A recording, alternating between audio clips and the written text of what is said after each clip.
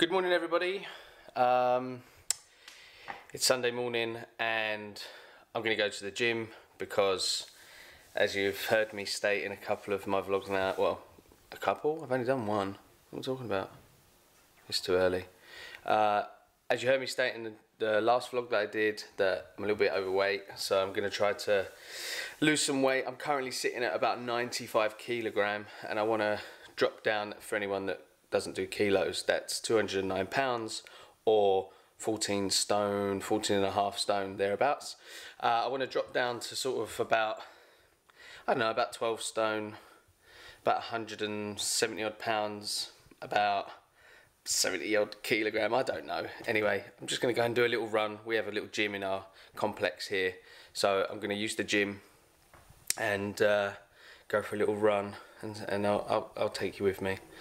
Alright, and then after this, I'm going to do a little video about who I am, what I do, and give you a little bit more information about me. Alright, cool. Let's go to the gym.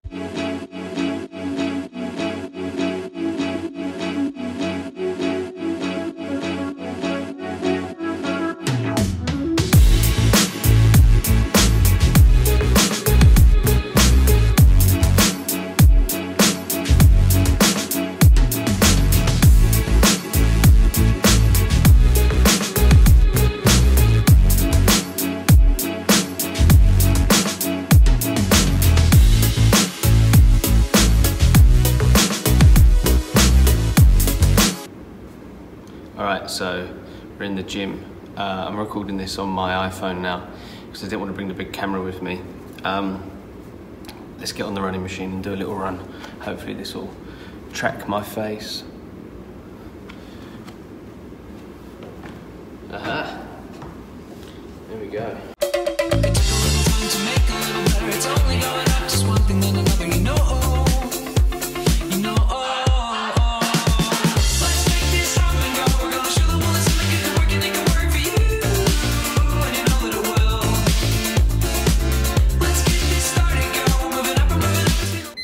Okay, so run slash walk done. Man, I'm so unfit, it's ridiculous.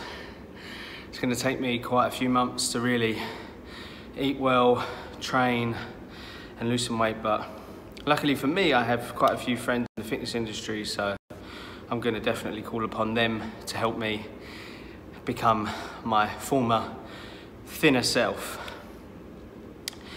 It's not important to be thin.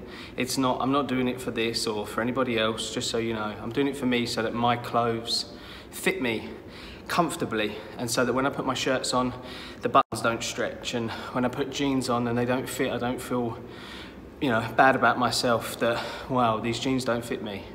I'm doing this for me, no one else, and I just wanted to put that out there in case any of you think that it's required that you have to be thin in order to be socially acceptable in life.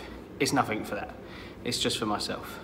All right, I'm gonna go back home, which is literally just upstairs, have a shower, and I'm gonna drive Alice to the train station so she can go and meet some of her friends in London.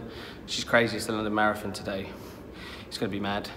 And then I will catch back up with you in a moment with a little short video about everything to do with myself. All right, see you in a bit. Al and I are going to the train station because Al's going to London, like I mentioned earlier. So we're going to jump in her little smart car, which is convertible. So it's going to be good because it's sunny. Right, let's do this. One of the beautiful things about this car is that the roof opens.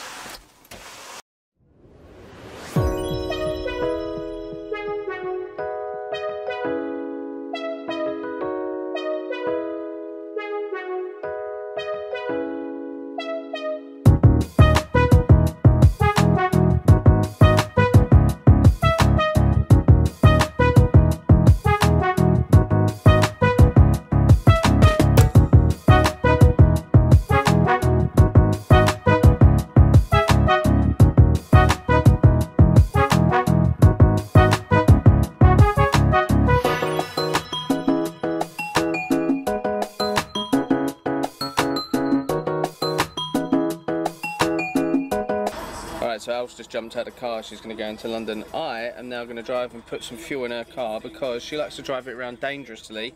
She's only got 1 bar of fuel. She's crazy, she's going to run out of fuel one day. I'm going to have to come out and pick her up. Crazy lady. New shades today, you see? Oh yeah, oh yeah. Let's go and get some fuel. Alright, so I'm back home from putting fuel into Al's car and dropping her off at the train station. Let's give you a little bit more information about myself, who I am, what I do, and yeah, let's do it. Okay, so I started my career as a satellite engineer, which is quite funny really. I used to do TV aerials and satellite television. So I'd go into people's homes and I would put a satellite dish on their house or on their roof or whatever, or a TV aerial or radio aerial, whatever it may well be. I got bored of doing that. It was tedious, I didn't like the work, it wasn't for me. So I decided that I wanted to do something different, and I've always been someone that's a bit more creative minded. I was never the world's greatest academic anyway. So my thought process was, what can I do that's going to be different and that's going to give me the most satisfaction whilst doing it? So I decided to become a hairdresser. My first hairdressing job, I worked for a guy called Trevor Sorby at his salon in Floral Street in Covent Garden here in London. I worked in that job role probably for about 1.5 years. I then left the salon and moved on to work for my mentor and a great friend of mine, a gentleman called Anthony Muscolo. Anthony's the guy actually that owns the library space where I cut from. The space that you saw in Joe's vlog where we were cutting with all the dresses and the metal made hairstyles that actually he did back in the 80s and then had created into metal. So I was working for Anthony. He was the owner of a really world famous brand called TG. TG are the creators of the brand Bedhead. I'm sure some of you would know Bedhead. Bedhead is a really world-renowned hair product range, and many different products that are all come in different coloured bottles, and they were always very tongue-in-cheek, and they were an absolutely phenomenal company to move to. I remember the first day I walked in to Anthony's Bedhead studio in Battersea, and I was in awe. I fell in love straight away. You walked in the door, everyone was super highly creative. There was pictures of celebrities all over the walls that had signed to say thank you to Bedhead. It was just incredible. So I started as Anthony's assistant before progressing on to become a creative director for the company, and that allowed me to be able to travel the world doing shows and seminars, cutting hair on stage in front of really big crowds. It allowed me to be able to work backstage at some of the biggest and best music festivals that we have in the UK, cutting the artists and looking after them. It was just one of the most incredible times of my life.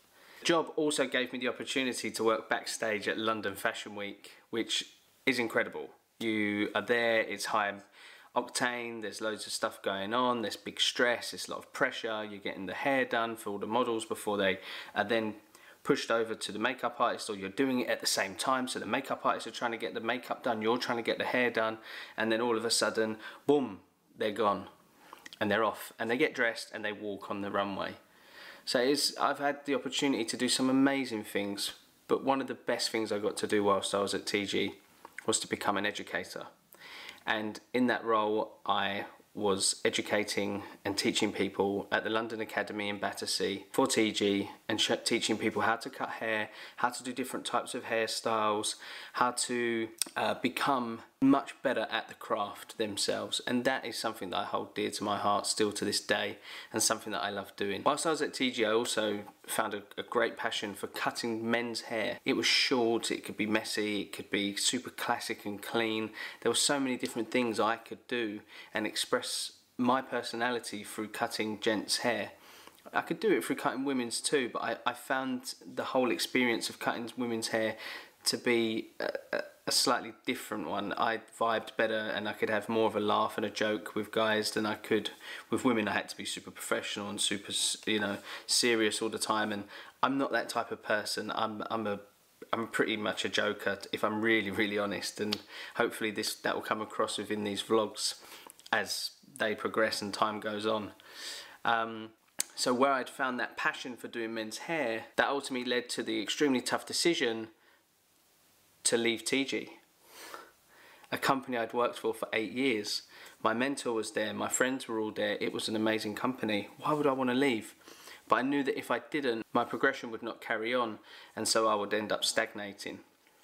So I left in 2013 and I created the London Barber. Fast forward 5 years and here we are.